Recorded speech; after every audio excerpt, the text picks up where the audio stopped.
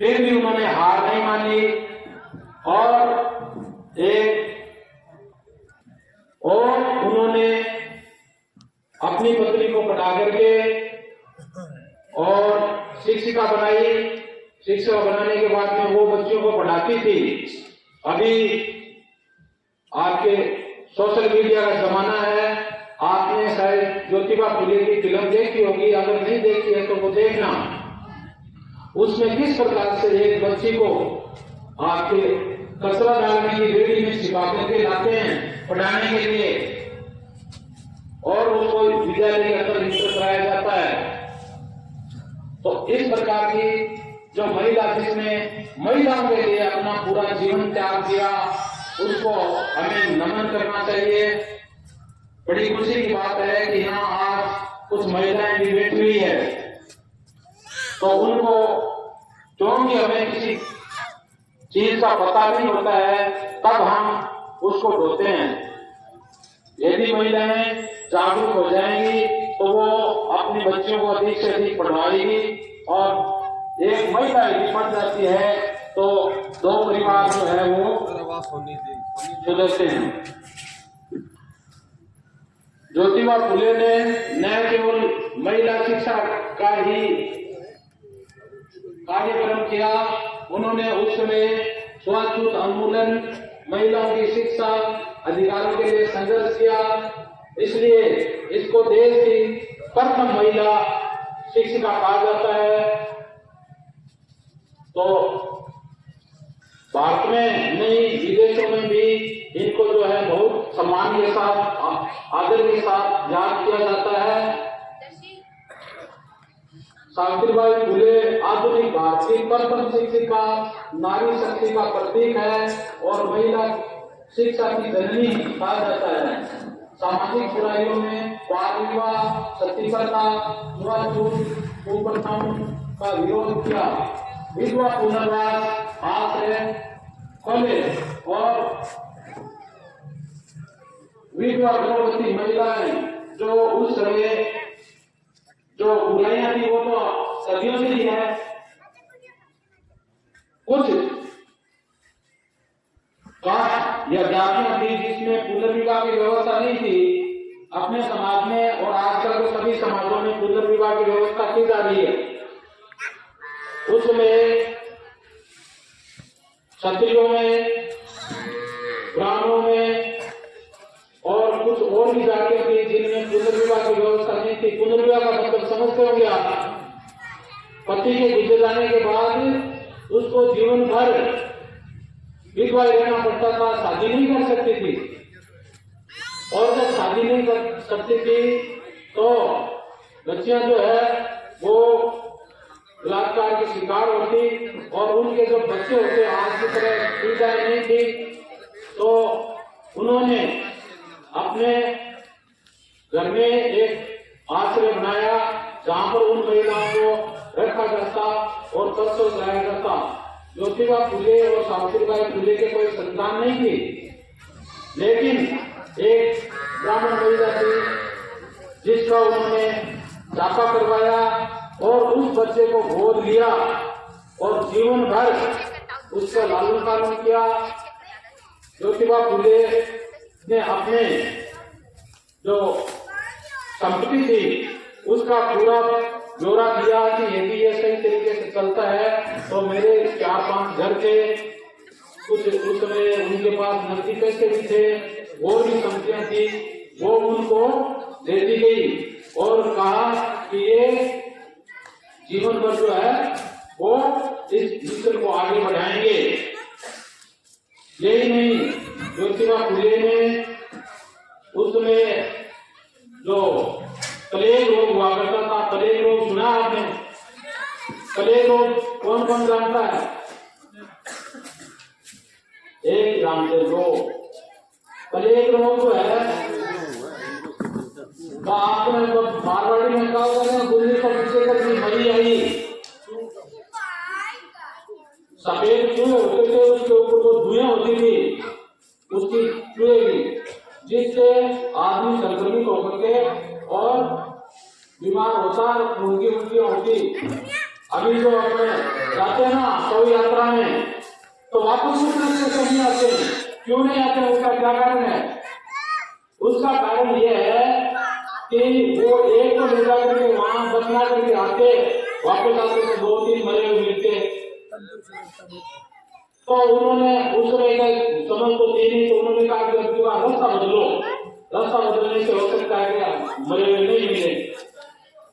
तो ज्योतिबा फुले ने अपने कंधों पर प्लेग के रोगियों को ढो ढो करके उनकी सेवा की और खुद को बचाया, और उसी रोग से संक्रमित होकर के और उसके चपेट में आई, और आपके 1897 में 10 मार्च को उनकी मृत्यु हो गई। तो आप देखिए, एक औरत थी जिसने जीवन पर्यंत यानी मृत्यु तक हमारे लिए संघर्ष किया। केवल महिलाओं के नहीं, हमारे लिए भी संघर्ष किया। तो उस महिला का जन्मदिन को हमें जरूर मनाना चाहिए। और आज जो है हम एक छोटा सा प्रोग्राम यहाँ रखे हैं। आगामी जो प्रोग्राम होगा वो बहुत शानदार और भव्य किया जाएगा। यदि आपका सबका सहयोग इसी प्रकार बना रहा तो मैं आपसे वादा करता हूँ कि अगला जो प्रोग्राम होगा वो सैकड़ों में, हजारों की संख्या में सभी समाज के लोग उसमें शामिल होंगे। आज भी हम सब ने मिलकर के जो ये आपके श्रद्धांजलि, वो आपके पुण्यतिथि जन्मदिन पर जो हमने ये प्रोग्राम रखा है, सभी ने पुष्पांजलि अर्पित की है। तो महिलाओं को ज्यादा से ज्यादा इसमें जो है भाग लेना चाहिए और पता करना चाहिए कि किसने हमारे लिए क्या किया, तभी हम उसको माने। इसी के साथ मैं आगे की कार्रवाई के लिए वक्ताओं के रूप में मैं तुलसीराम जी साहब को निवेदन करता हूं कि वो अपने वक्तव्य दें। श्रीमान तुलसीराम फुले को नमन करता हूँ और भाई दीपाराम जी सांडेला ने सावित्रीबाई के बारे में बहुत विस्तार से बात बताई। इसी संदर्भ में एक छोटी सी चर्चा होनी भी चाहिए। आज हमें माताएं और बहनें जो बैठी है और उस समय जो 1800 आज के करीबन 100-200 साल पहले की स्थिति, मैदान की स्थिति बहुत गहरी थी। उस समय महिलाएं घर से बाहर निकलना भी मुश्किल था। शरीर पर कपड़ा भी तंग करने के लिए भी एक मजबूरी थी और सबसे ज्यादा दलित समाज पर बहुत बुरा आहार होता था। हमारा शोषण उस कार्यकाल में, जो आज लोग कहते हैं गर्व से कहो कि हम हिंदू हैं, हम हिंदू ही हैं, वो लोग जो अपने आप को कटा हिंदुवाद मानते हैं, उन्होंने कभी भी हमारे साथ अच्छा व्यवहार नहीं किया। लेकिन आज जो पुण्यबाई है, मैं इनको नमन करना चाहिए कि उस समय की परिस्थितियां इतनी कठोर थी, फिर भी बालिकाओं ने पढ़ने के लिए स्कूल खोला। एक इसी साथ एक फातिमा हो, मुस्लिम समाज से थी, उन्होंने भी महिलाओं की शिक्षा ले आगे प्रेरणा दी। और आज सबसे पहला दलित समाज शुद्ध, जिसमें सभी आते हैं, शेड्यूल कास्ट में आते हैं, बाकी ओबीसी के भी लोग सदस्य आते हैं हमारे साथ। उसमें जो पढ़ाई की इतनी बड़ी किल्लत दी, लोग पढ़ने के लिए स्कूलों के दर्शन छोड़ उनके संस्कृता को श्लोक भी आपके कान में नहीं पढ़ने देते थे। उस परिस्थितियों को ध्यान में रखकर सावित्रीबाई ने स्कूल खोला, जगह जगह प्रचार प्रसार हुआ और कुछ मैं मानता हूँ अंग्रेज सरकार ने भी सहयोग किया अपने दलित समाज का उत्थान करने के लिए। बाबा साहब अम्बेडकर साहब ने तो बहुत कुछ अपने लिए किया है, उसका तो हम जीवन भर उनका ऋण कैसे चुका सकते। लेकिन सावित्रीबाई का ये महिला के प्रति इतने सशक्त पढ़ने के लिए सबसे पहले अपना स्कूल खोला और आज हमारी बेटियां अच्छे अच्छे पदों पर आ रही है। जहाँ जिस पद पर वो समय का मेरे वोट पाते थे, आज कौन से, चाहे डॉक्टर हो, चाहे जज हो, चाहे थानेदार हो, चाहे स्कूल का प्रिंसिपल हो, और जो भी पहुंचे हैं, चाहे आर्मी हो, उन सब में महिलाओं की भागीदारी है। अब आप सोचिए, अगर वो अपनी नींव की ईंट मजबूत नहीं होती, आज अपनी महिलाएं आगे नहीं हो पाती। अभी भी थोड़ा सा सोच है कि लड़कों के लिए तो खर्च कर देते हैं पढ़ने के लिए, लेकिन लड़कियों के लिए शिक्षा की व्यवस्था नहीं कर पाते। मजबूरी है, कुछ घर वित्तीय स्थिति कमजोर होती है और कुछ सोचते हैं कि बच्ची अगले लग जाएगी तो उसको बहुत कम करते हैं। तो मैं तो ये भी कहता हूँ कि लड़का हो या लड़की हो, अगर समानता रखनी है, बच्ची को भी बराबर पढ़ाओ, उसको भी अच्छे पद पर अगर इसकी किस्मत होती है आगे बढ़ने दो और आगे जाएगी, वो इसका सम्मान करेंगे। क्योंकि पढ़ी लिखी बच्ची है, वो अपने चाहे पीएम, चाहे ससुराल, चाहे अपने खुद के परिवार, तीनों चारों जगह उनका आश्वासन करती है और उसका अच्छा प्रोत्साहन होता है। तो मैं आपके इस कार्यक्रम में हमारी दीपाराम जी को और हमारे अध्यक्ष शिवराम जी, इनको मैं धन्यवाद देना चाहूंगा कि इन्होंने इस कार्यक्रम के आयोजन में अपना योगदान दिया। जय फूलेबाई। अलग तरीके से बात करने की आदत है, तो कोई बुरा लगे तो माफ करना भाई, वैसे करना ही पड़ता है। माफ कौन किसी झगड़ा बोल देता है।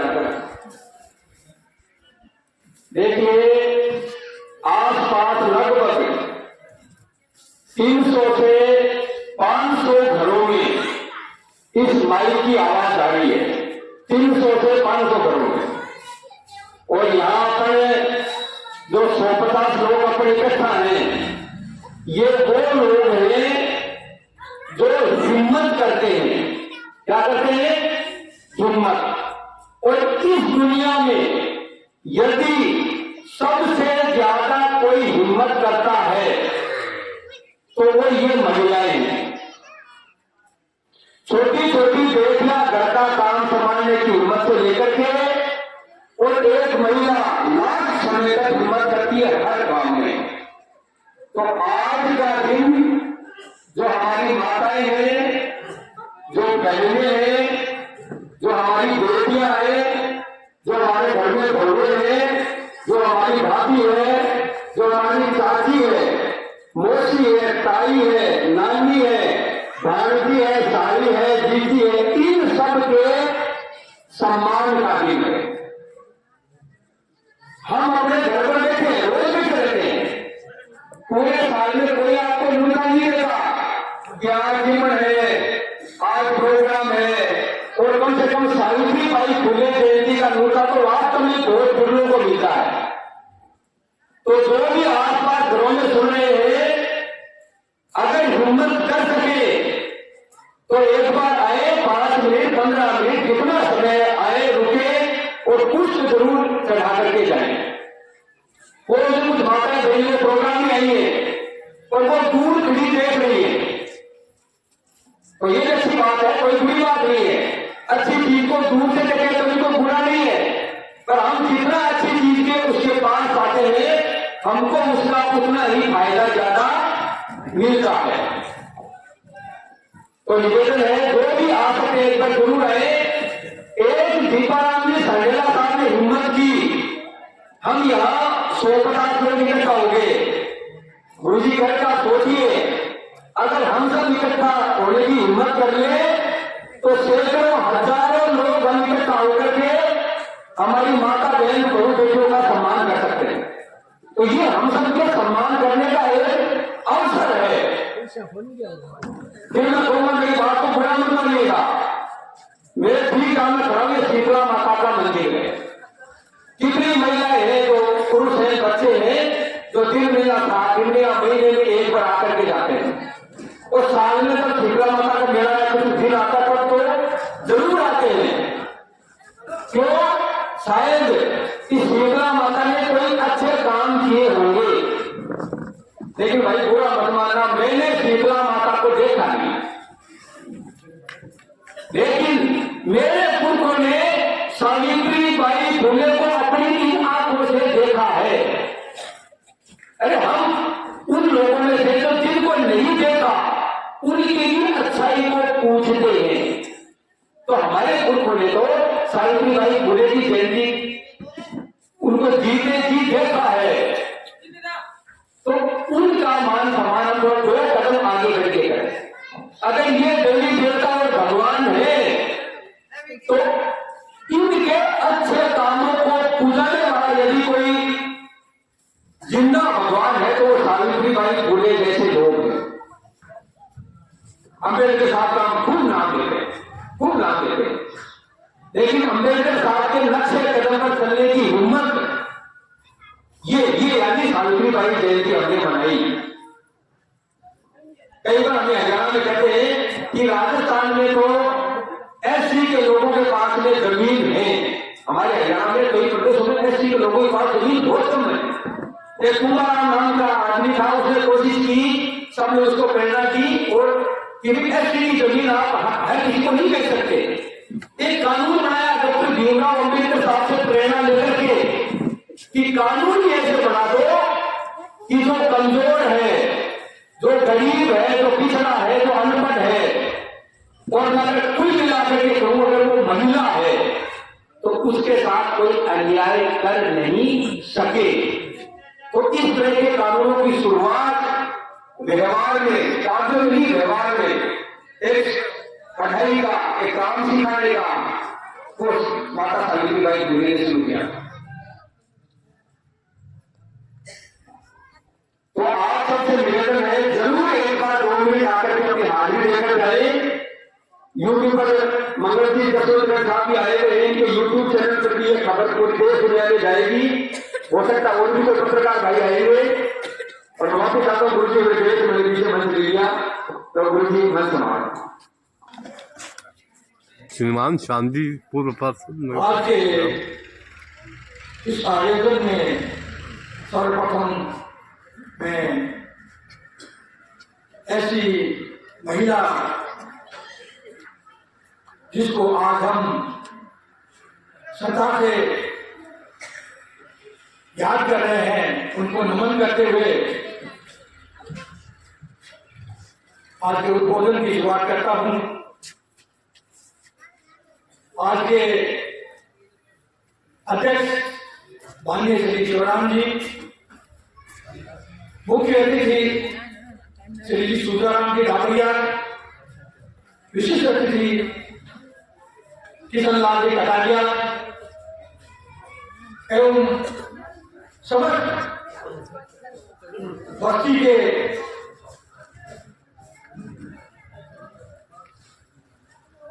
पुरुष महिलागण, बच्चे, ये बड़ी खुशी की बात है कि आज हम उस महिला का जन्मदिन मना रहे हैं जिसने विकट परिस्थितियों में, ऐसी परिस्थितियों में जब किसी को बोलने का अधिकार नहीं था, आगे फिर से बदल जाओ, आगे पढ़ने का अधिकार नहीं था, उस समय में आगे रख दे बेटा, आगे अपने आप को आगे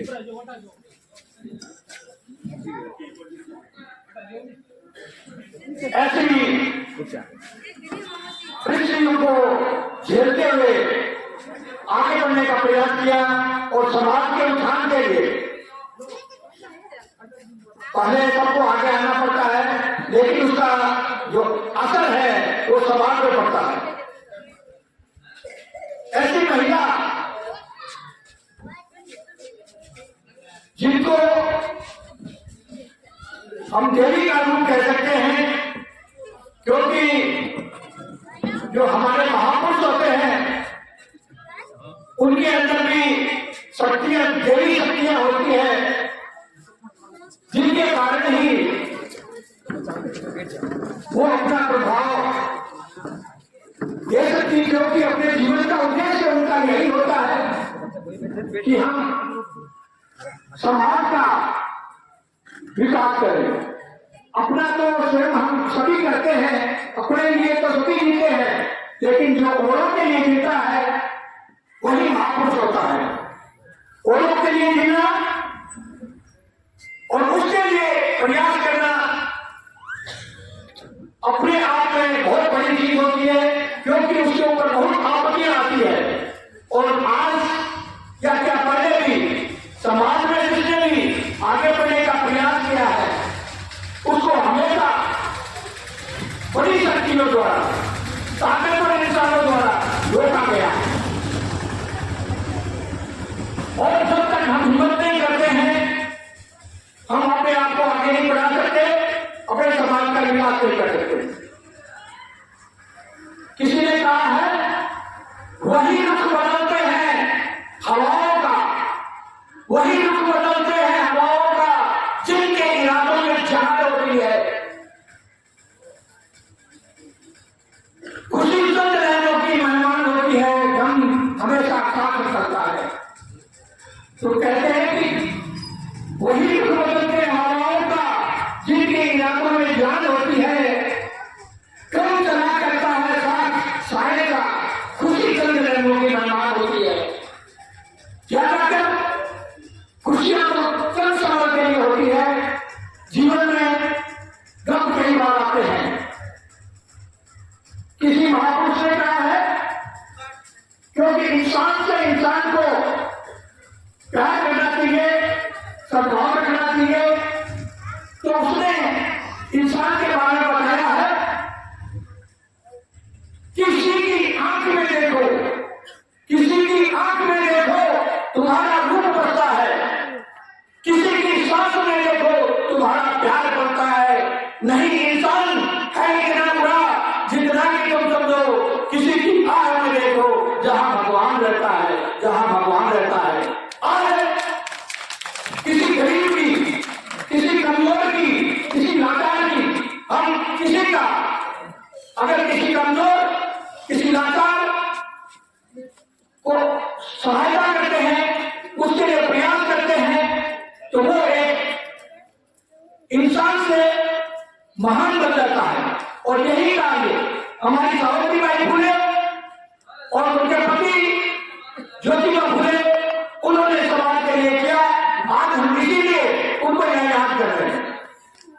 तो ऐसी शक्तियां आज हमारे समाज में बहुत कमी है। हमारा समाज बहुत पिछड़ा हुआ है, हम पिछले समाज से आते हैं, लेकिन प्रतिभा किसी में भी आ सकती है, वो प्रयास करने से होती है। आज हमारे भाई 2 साल से शिवराज सुंदरा को जिला बनाने के लिए, ये हमारे समाज के लिए, हमारे पूरे जिले के लिए, हमारे तहसील के लिए बहुत बड़ी चीज है कि आज इतना प्रयास कर रहे हैं कि लगातार अपने किसी काम को छोड़ते हुए और उसके लिए दिन रात मेहनत कर रहे हैं। आज भी उन्होंने अपनी टोपी सुंदरा लगा रखी है और जब भी किसी तरह का प्रोग्राम होता है वो पहुंच जाते हैं और वहां ये आवाज उठाते हैं कि हमारे समाज का विकास जल्दी होगा जब हमारा जिला बनेगा, हमारा वो होगा। तो हमें एक दूसरे का साथ देना चाहिए, समाज के विकास के लिए आगे आना चाहिए, प्रोत्साहन देना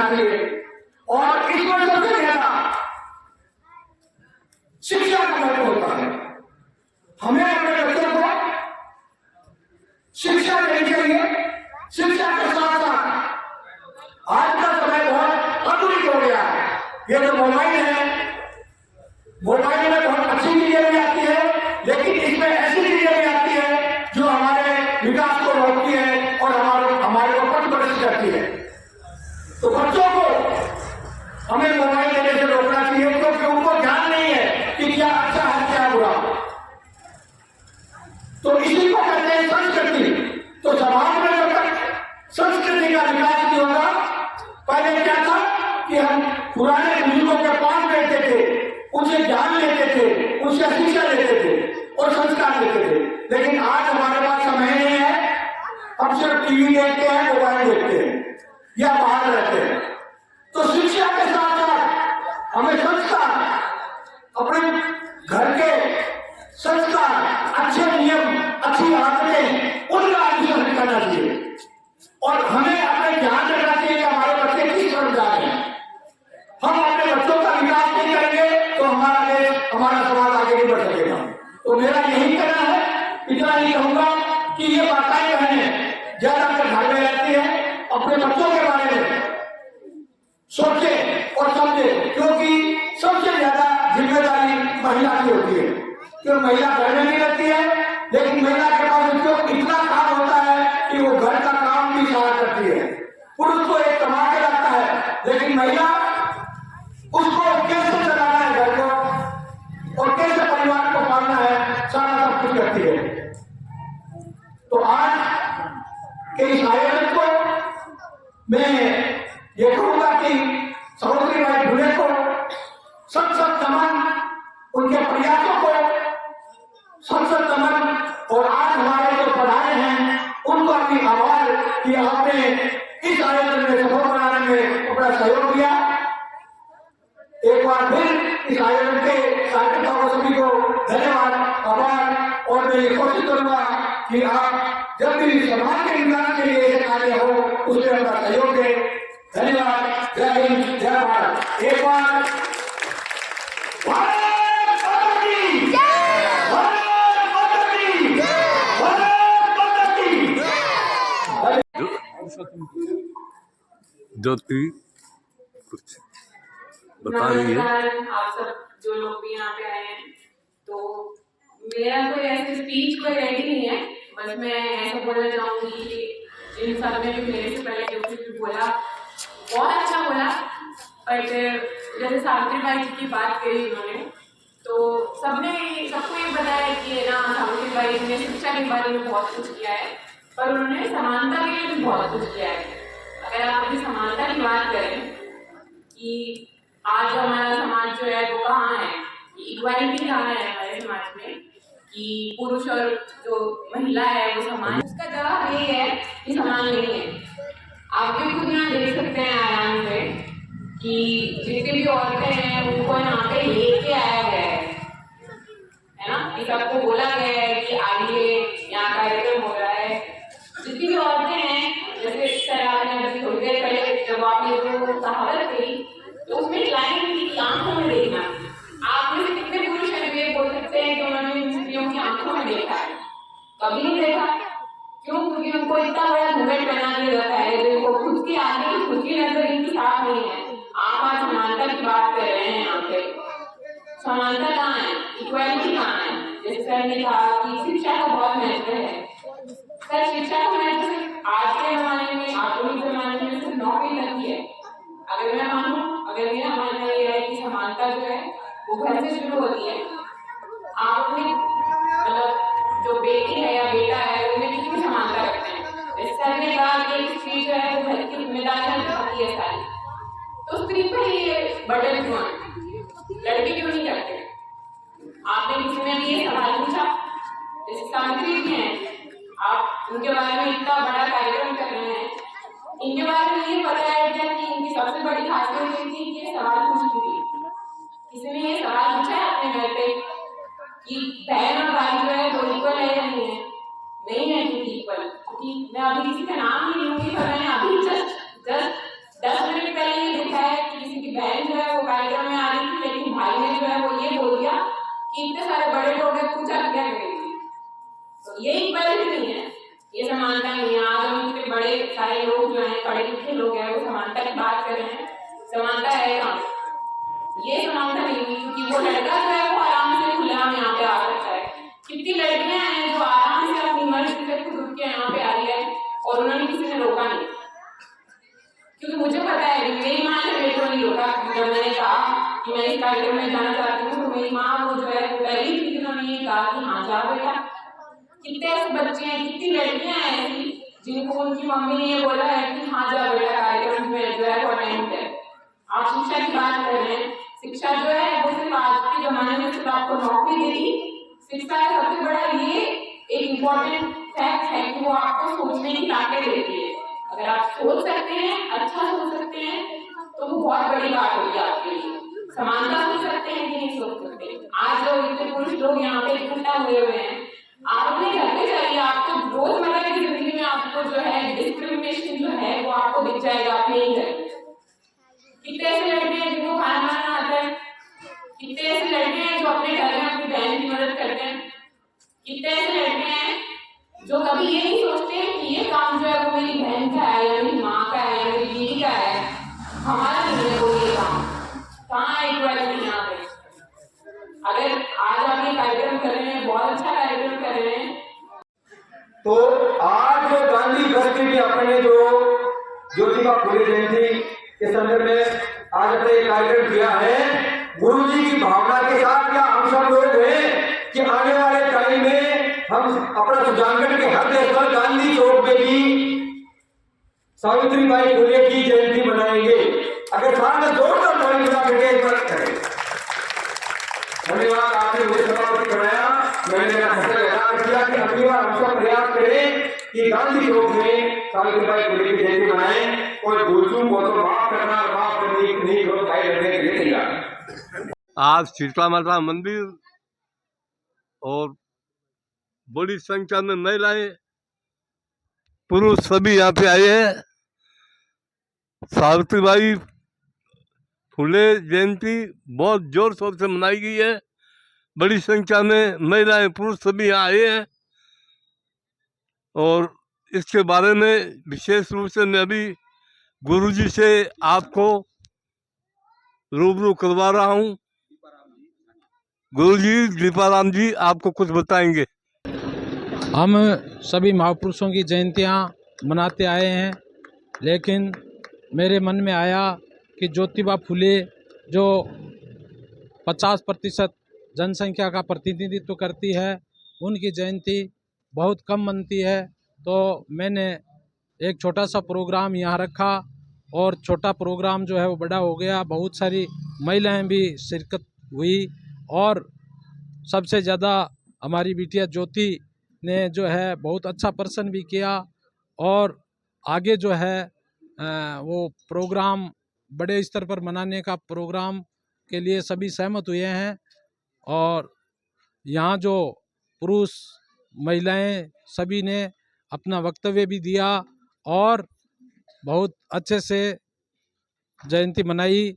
यहाँ गांधी बस्ती सुजानगढ़ सामुदायिक भवन के पास शीतला चौक में। तो मैं सभी से निवेदन करता हूँ कि आगामी महिलाएं अधिक से अधिक उसमें भाग लें और प्रोग्राम को बहुत बड़े रूप में मनाने की जो है कृपा करें। और महिलाएं जब पढ़ेगी लिखेगी तो समाज का विकास होगा, देश का विकास होगा। और मैं मंगलचंद जी के चैनल को बहुत धन्यवाद देता हूं कि आपने अपना अमूल्य समय निकाल करके आप हमारे एक छोटे से मोहल्ले में पधारे। इसके लिए आपके चैनल को और आपको बहुत बहुत धन्यवाद। जय भीम, जय सावित्रीबाई फुले। धन्यवाद।